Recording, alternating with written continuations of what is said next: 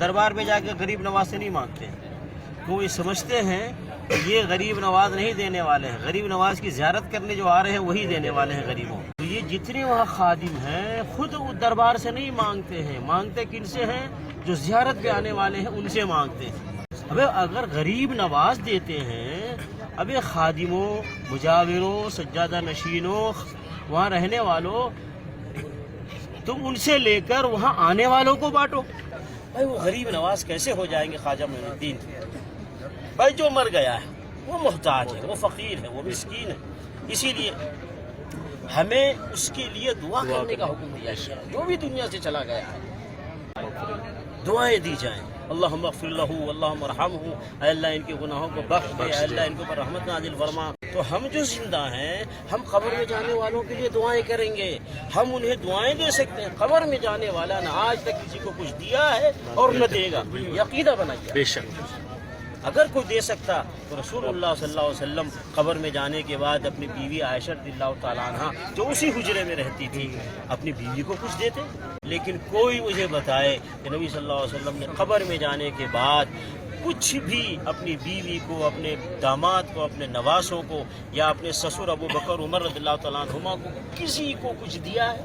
نبی صلی اللہ علیہ وسلم نے قبر میں جانے کے بعد اپنے گھر والوں کو کچھ نہیں دیا ہے تو دوسروں کو بھی نہیں دے سکتے.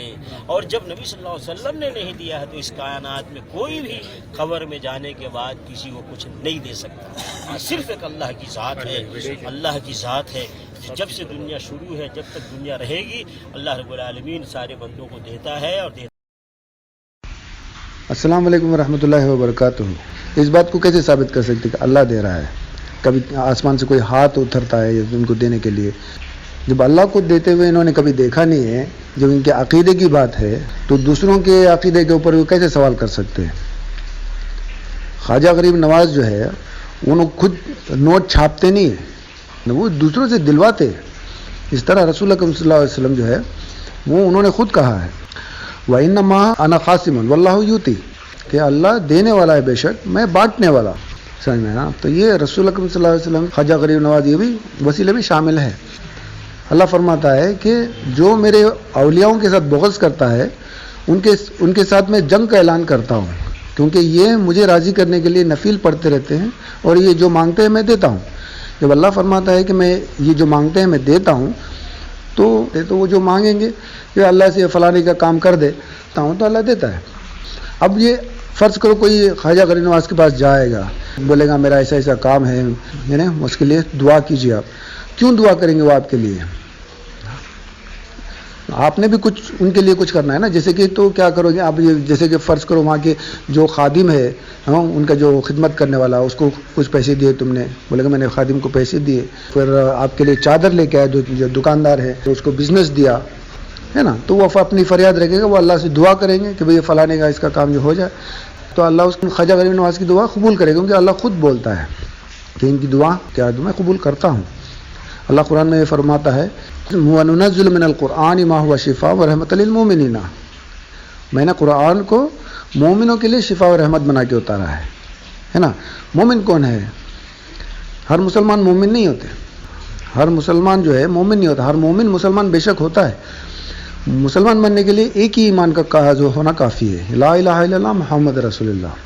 اس ایک ایمان یہ رہنے پہ وہ مسلمان ہو جاتا ہے. وہ اگر شرابی ہو تو بھی مسلمان، یا پھر خون کر رہا ہے تب بھی وہ کافر نہیں ہوتا، کیونکہ اس کا ایمان جو ہے ایک کلمے پہ ہے. تو ایک ایمان لے کے کوئی مومن نہیں بن جاتا. جو مومن بننے کے لیے ایمان کی دولت ہونی چاہیے. تو مومن کون ہے؟ جو اولیاء کرام ہوتے ہیں یہ مومن ہوتے ہیں، ان کے پاس ایمان کی دولت ہوتی. تو اللہ فرماتا ہے کہ میں نے قرآن کو ان کے لیے، مومنوں کے لیے شفا و رحمت بنایا ہے. تو ہم ان مومنوں کے پاس جاتے ہیں ہمارے لیے دعا کرو، کیا فریاد کرتے ہیں، تو ان کی بے شک اللہ سنتا ہے، اس لیے جاتے ہیں. کچھ وہاں پہ خرچ کرتے ہیں، اس وسیلے سے ہم مانگتے ہیں کہ بھئی ہاں ہم نے یہاں پہ خرچ کیا ہے، کہ آپ کے لوگوں کو میں نے خرچ کیا ہے. کیا اس طرح اس غریب کا بھی کھانا پہنچ جاتا ہے جو ان کے آسرے پہ ہے نا.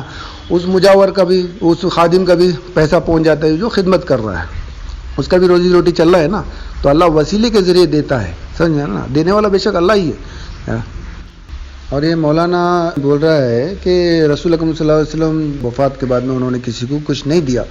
ایک حدیث ہے جس میں حضرت بلال رضی اللہ عنہ جو ہے وہ رسول اکرم صلی اللہ علیہ وسلم کے مزار مبارک پہ جاتے ہیں اور بولتے ہیں یا رسول اللہ آپ کی امت بہت پریشان ہے، تکلیف میں ہے، بارش کا ایک قطرہ نہیں برسا ہے، جانور مر رہے ہیں، یا رسول اللہ آپ بارش بھیجو۔